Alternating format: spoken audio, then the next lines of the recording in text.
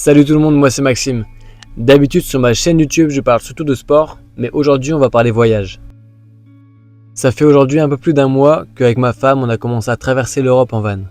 Et si vous avez cliqué sur cette vidéo, c'est pour voir comment on a traversé le Portugal en 3 semaines. Pour visiter le Portugal, on a commencé par passer un peu plus d'une semaine dans le sud, dans la région de l'Algarve. On est resté entre les villes de Faro et de Lagos et on a commencé par la ville de Carvoeiro où il y avait une superbe grotte pour voir la mer et aussi de belles falaises tout au long de la plage. Après, on a commencé nos premières randonnées à Albufeira. Il y a des chemins de randonnée et des falaises tout au long de la côte. Honnêtement, les randonnées sont très belles et très sympas à faire et régulièrement en plus il y a des plages pour aller se baigner ou aussi pour aller défouler son chien.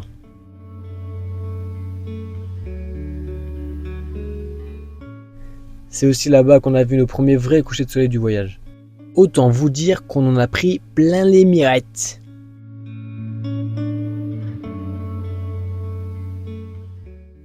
On est resté un peu plus d'une semaine dans l'Algarve, c'est surtout parce qu'on avait eu une petite casse avec le van. Mais honnêtement, avec du recul, quand on voit tous les paysages qu'on a pu voir pendant cette semaine, c'est sans rancune. Car honnêtement, sur toutes les côtes de l'Algarve, on en a pris plein les yeux tous les jours, c'était incroyable. Sinon, niveau prix de tous les jours, l'essence était à peu près au même prix qu'en France, voire un poil plus cher. Et sinon, pour dormir, contrairement à l'Espagne, on ne peut pas se garer partout. Il faut forcément dormir sur un parking et on n'a pas le droit de rester 48 heures au même endroit. Donc c'est vraiment sans regret qu'on y est resté une semaine. Même si on aurait pu aller un peu plus loin sur la côte ou faire un peu la côte ouest, on devait rester quand même dans le coin pour le garagiste. On savait pas quel jour exactement on allait finir de réparer le van, donc on restait pas loin pour pouvoir revenir au plus vite. Et c'est comme ça qu'après une semaine, on a dû reprendre le volant pour repartir. Mais avant le grand départ, on s'est laissé inspirer par la réparation du van pour faire nous-mêmes quelques petites réparations qui étaient nécessaires à l'intérieur. Donc on a juste refait quelques vis, quelques petites colles, quelques petits trucs par-ci par-là, mais on était assez contents, assez fiers de nous, et ça va juste améliorer notre confort dans le van. Vu que le temps n'était pas incroyable partout dans le sud du Portugal, on a pris la route directement pour Lisbonne. Bon, je suis pas fan des villes donc j'ai pas pris beaucoup de vidéos, mais on a une petite photo quand même. Depuis Lisbonne, on a regardé la météo à Nazaré et on a vu qu'il y avait des giga vagues le jour où on devait y aller. Donc on a refait 1 heure de route, on a zappé quelques trucs, mais on arrivait à Nazaré et les vagues étaient impressionnantes. Il y avait des surfeurs qui étaient tirés par des jet skis, il y a eu des vagues de plus de 15 mètres qui ont été surfées.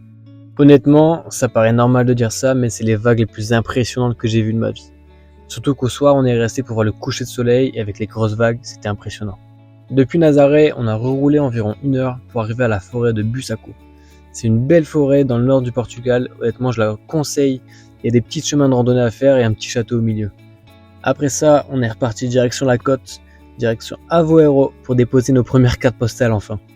De là, on était proche de Porto donc on y est allé. Et honnêtement, même si je suis pas fan des villes, c'est mon gros coup de cœur pendant le voyage. La ville était incroyable, on a eu de la chance d'avoir du soleil.